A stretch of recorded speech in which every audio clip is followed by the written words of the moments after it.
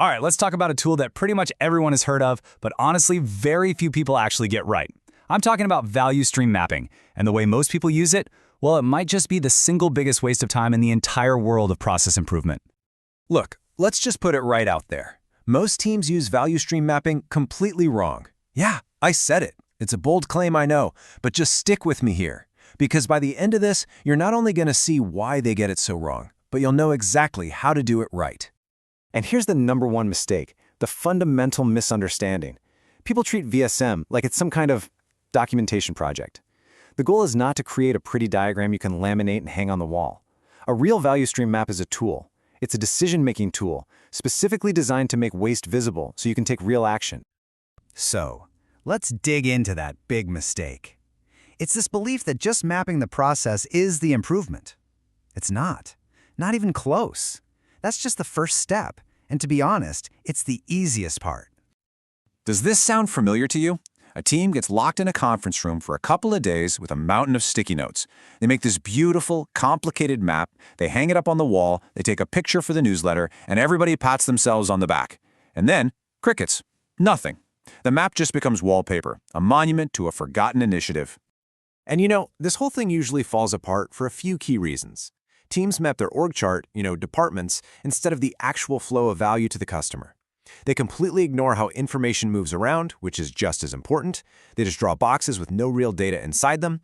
And then the two biggest sins of all. They never design a better future state, and they never ever look at the map again. Okay, so if it's not about drawing pretty pictures, what is it about? It's about one thing. It's about seeing time. More specifically, seeing the unbelievable amount of time we waste. This is what I call the 90% problem. Now, to see this wasted time, you have to become obsessed with one single metric, lead time. This is so important. It's the total stopwatch time from the customer's point of view, from the second they ask for something to the second they actually get what they wanted. And this is the shocking truth that a good value stream map slams onto the table. In most processes, the actual work, the time where value is actually being added, is a tiny, tiny sliver of the total lead time. I mean, it's not uncommon for something to be just sitting there, waiting in a queue for 90% or even more of the time. Let's be absolutely crystal clear on this point. This is the heart of lean thinking. If your improvement efforts are not measurably reducing the total lead time for your customer, you're not actually improving the system. You might be making people busier, you might be optimizing a tiny little piece, but you are not delivering value faster. So how in the world do we find that massive 90% of waste? Well, we have to map our reality. Not the process we think we have in our heads, or the one that's written in some manual somewhere, but the one we actually have. This is what we call creating the current state map. And there is one non-negotiable golden rule here. You have to go to the Gemba. That's the actual place where the work happens. You can't do this from a conference room. You can't do it over Zoom. If your map is built on guesses instead of what you actually see with your own eyes, it's worthless before you even start. The process itself is pretty straightforward. First, you walk the actual path of the work and you map out the main steps. Then, and this is the part people skip, you add real data for every single step. How long does it take? How long does it wait between steps? You also have to map how information flows or doesn't flow. Finally, you add it all up.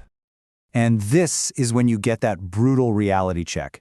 You might find out that a process with a 30-day lead time only contains 4 hours of actual hands-on work. That massive gap, that chasm between 30 days and 4 hours, that's your opportunity. That is pure, unadulterated waste. So when you look at your new, beautiful, and probably horrifying map, don't just stare at the work steps. Look for the delays between the steps. The huge piles of inventory, the long digital queues, the waiting. Just burn this simple rule into your brain. Where work waits, improvement lives. Okay, so seeing reality, that's the first half of the battle. But the second half, and you could argue it's the more important half, is designing a better one. This is where we create the future state map. So you've got your current state map. It's probably a little messy, maybe a bit depressing, but it's real. Now what? How do you actually use that to design a system that's fundamentally better? And this brings up another common trap. The goal is not to design some perfect dream state, an unrealistic fantasy process. The goal is to design a future state, the next concrete, achievable version that you can actually implement, maybe in the next 3 to 6 months. It should stretch you for sure, but it has to be possible. Your future state design should be guided by these core ideas. Ask yourselves, how can we make work flow smoothly without stopping? How do we stop pushing work into the system and instead use pull signals so work only starts when the next step is ready? How can we slash our batch sizes? Every one of these questions is aimed at one big goal, crushing that lead time and making problems visible the second they happen. So we've seen the current state, and we've designed a better future state. But we are not done, not by a long shot. In fact, the real work is just about to begin, because a map by itself is useless without action. Think of your future state map as your blueprint for a better way of working. It clearly shows the gap between where you are today and where you need to go. So, how do you close that gap?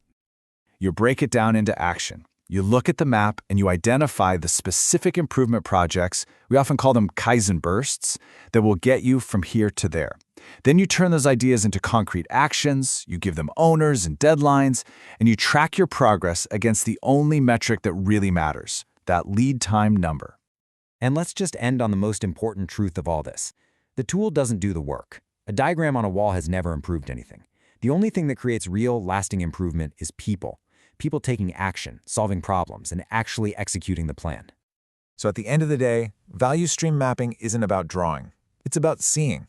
It's a method to see the flow of value to your customer.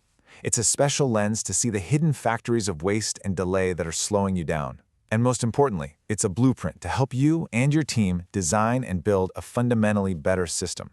So the only question left is, what waste are you going to go find first?